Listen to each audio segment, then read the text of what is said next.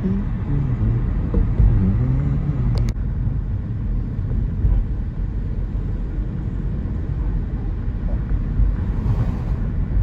there. It's not exactly a Grange Hall, but it's kind of like a community center. But it is a hall. You can go in and there could be musicians playing there, and or they can do like a farmer's market, that kind of stuff.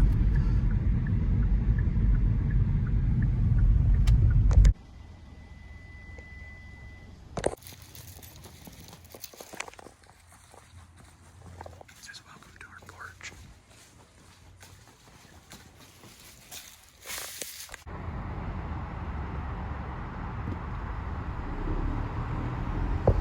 That's the lake I was talking about at Harvest. It's more of like a huge pond. There's supposedly fish in there. I think you have to live here to fish there.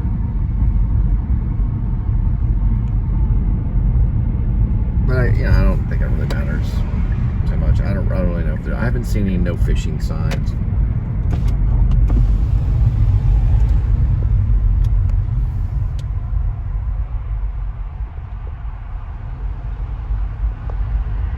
Very common place to stop for the restroom. Buc-ee's is further down if you want to. I don't know. Their sodas are okay, but they have like, just like fresh meat and things like that here at this thing.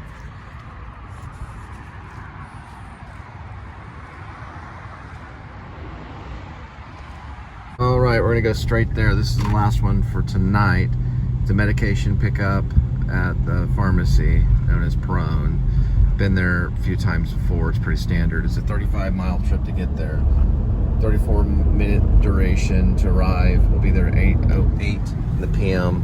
And I believe it's going to Arlington. I think it's a $20 one. So I'll give you a final amount after that drop off.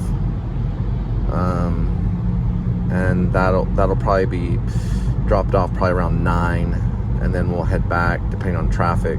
I can see red over the you couldn't see it, but when we get up here you'll be able to see a bunch of red brake lights. Let's see if it shows it here. It may just be people slowing. There's a lot of people traveling this road. Okay. Anyway, so that hopefully that'll be about a 9 o'clock drop off in Arlington. We'll be back about 10.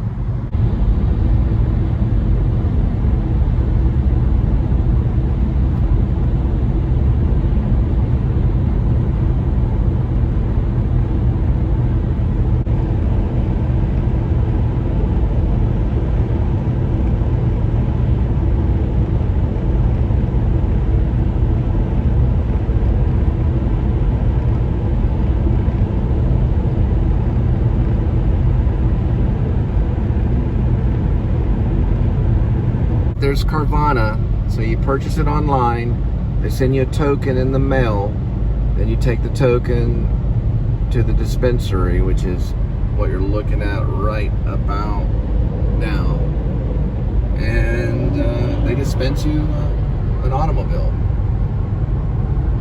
just like they would in a dispensary machine.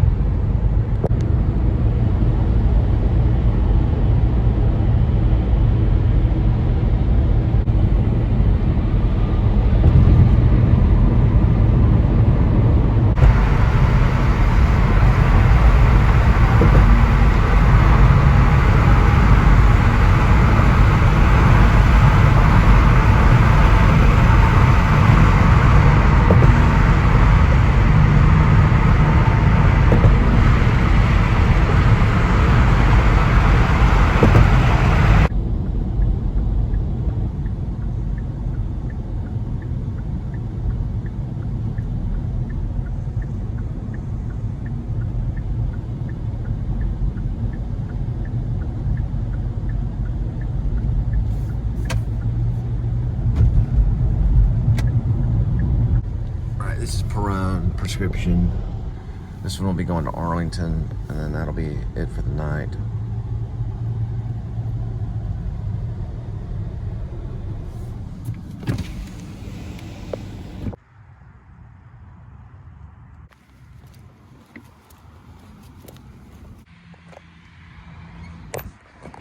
Right, we'll be leaving Perrone prescription. 18 miles on the delivery, 20-minute or 19-minute duration. Will arrive at 8:38 p.m. Hope you enjoyed the show. This will be the last delivery tonight. And we'll head back and see Linda and Kitty. Probably no cooking show tonight. And anyway, okay. All right, guys, we will be passing my favorite Circle K. I think the artificial intelligent clerk in there is called Bertha, and it's pretty cool. I shown it a few times. We're going right past Circle K, so I'll get some Purple Thunder. I think that's what they call it.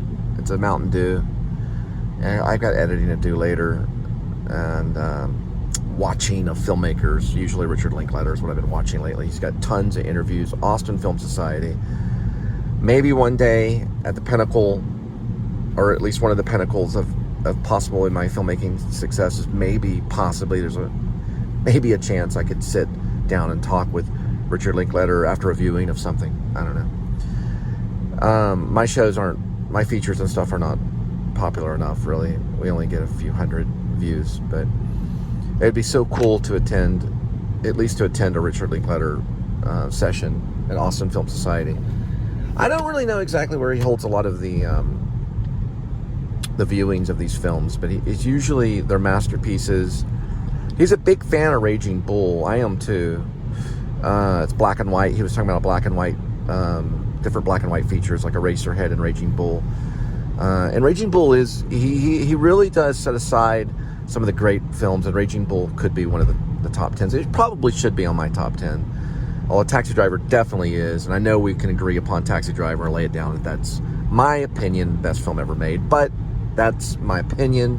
I don't want to be too persuasive, and like really, I'm Irish English with a little bit of Apache, but still, I hands down when it comes to choreography, and I always talk about Bernard Herrmann's score and Robert De Niro's performance.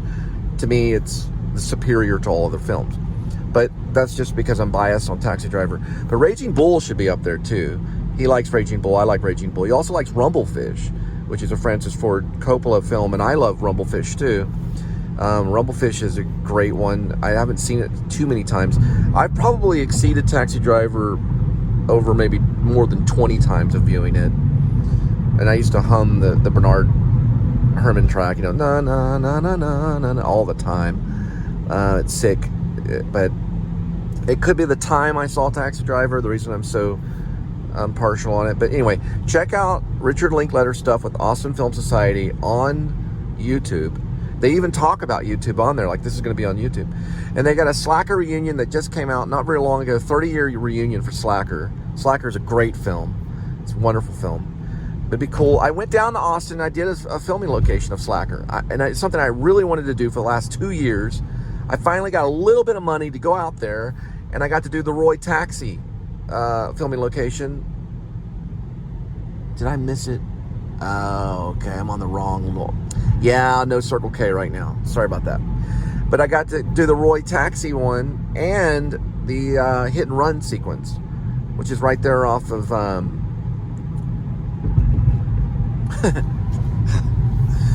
I hate the way they.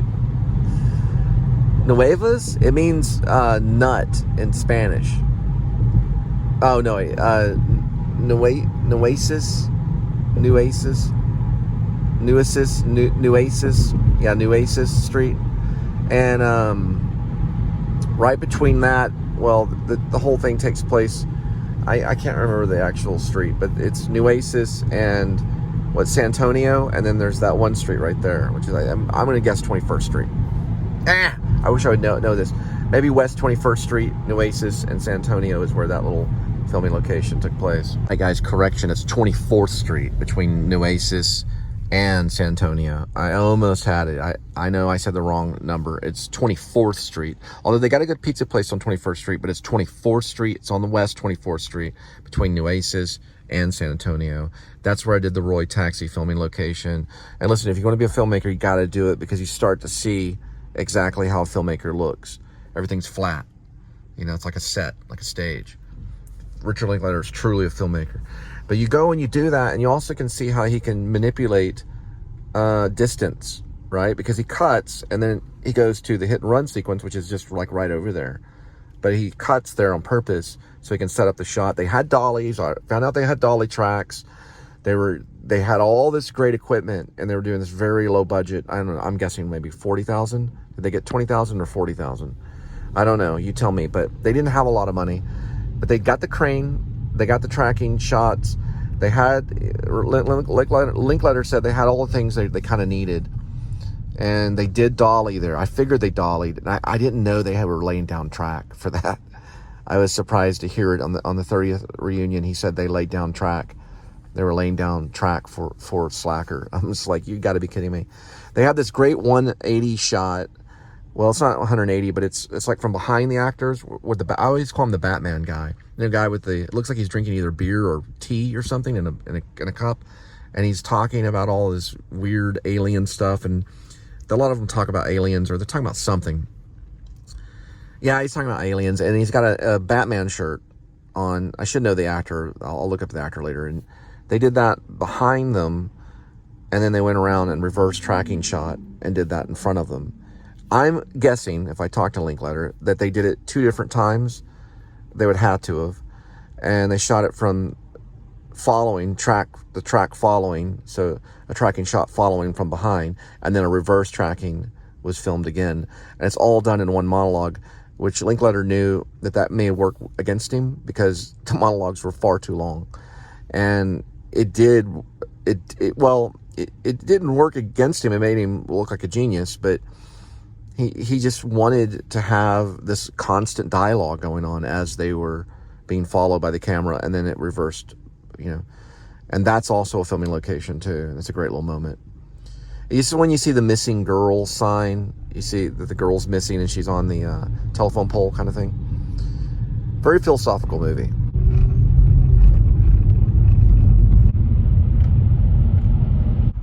Looks like a work convoy going backwards.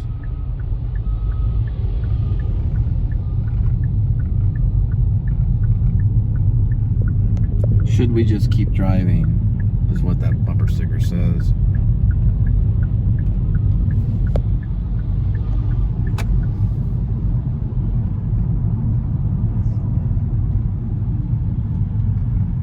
Oh, convoy is going backwards. A little backwards moment.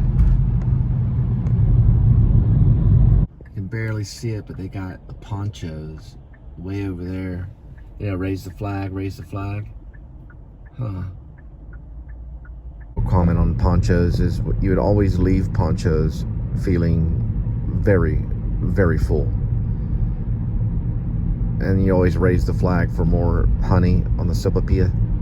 Middle of nowhere, so we're gonna have to put in the address because that's a daycare, or that could be it right there. I bet this is it right here. It just cut off a little soon. Yeah, this looks like it's it. This is for hospice patients. Green Oaks.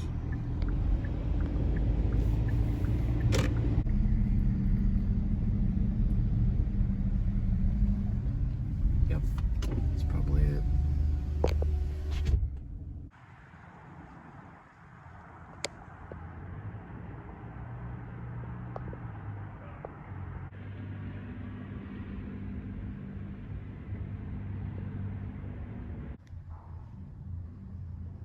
Making a joke because they have a code to let you out. So like, they'll let you in, but they don't let you out. Eventually.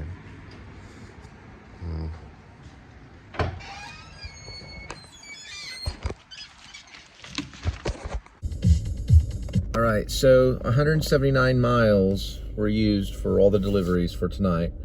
We made about $80, and we'll be heading back. I'll go ahead and reset the trip charge.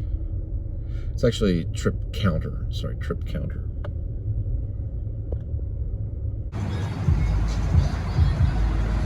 Looks like they're spreading the top your dog fresh toppings. Jollytown, spreading the joy.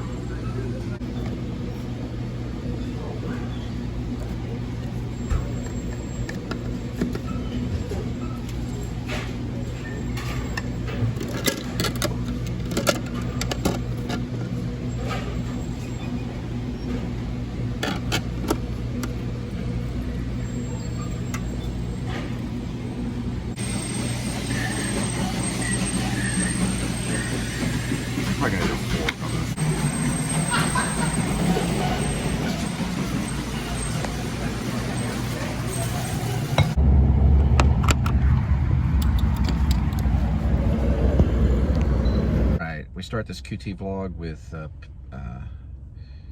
Perrone hand sanitizer.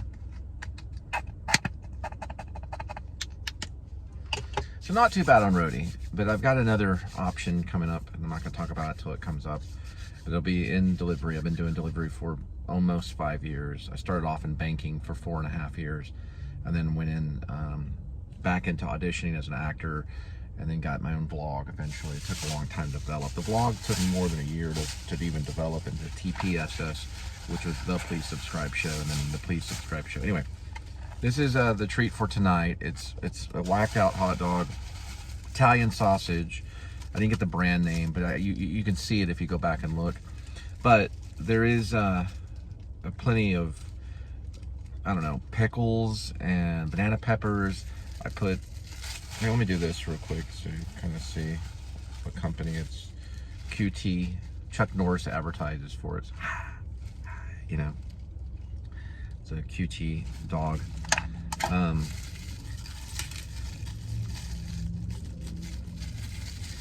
I went with a fork on this one because I piled it on there and put some ranch, gourmet ranch. So we're gonna use a fork and then get some of these right here. The hard part is to not spill it. So these are pickles right here.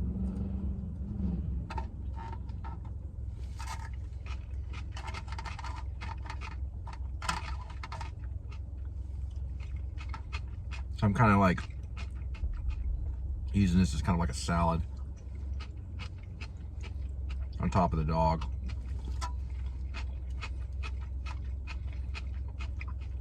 These are like banana peppers and pickles that are drenched in gourmet ranch.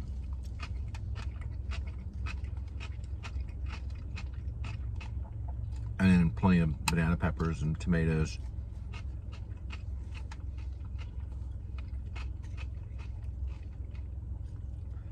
Yeah, the onion crunch part is actually really good. But I tried it in ramen the other day, and it did make my ramen taste a little weird because it melted in there. So if you use the onion crunch with your ramen noodle, put it in there at the last minute because it'll melt inside of it and kind of give it a sodium taste.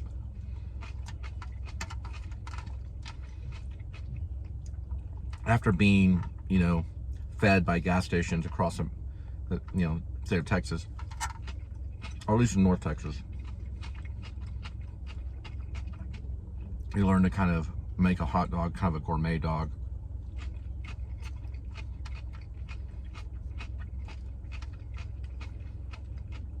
Get a little more lighting there. It's not exactly Spielberg, but it's a light interior of a car.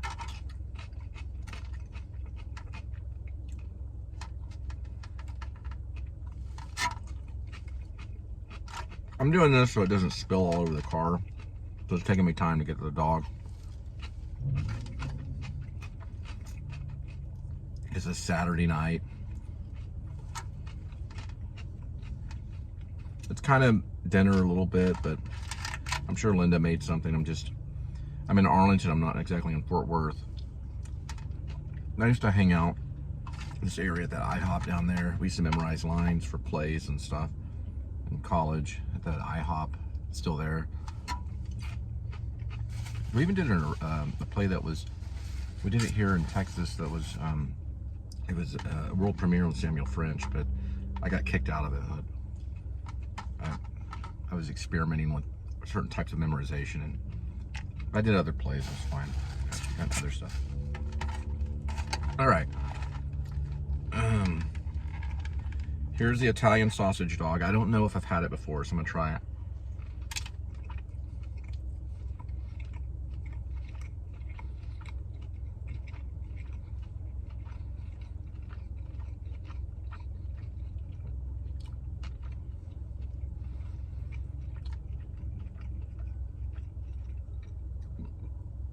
I'm gonna be partial on the brat dog because the brat tastes very similar to the Italian sausage, but this is Italian sausage, so.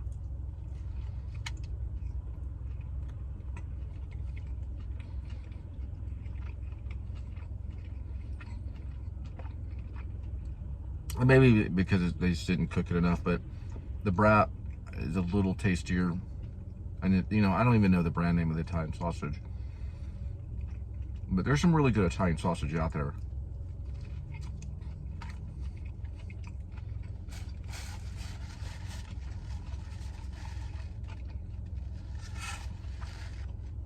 It tastes very similar to the brat.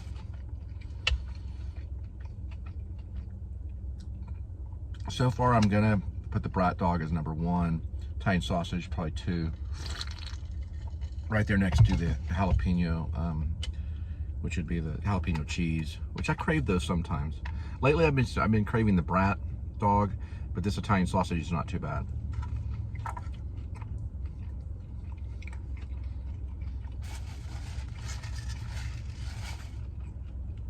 I've had better Italian sausage. I lived in New York for a while, which makes fun. It's a hot dog, but still pretty good.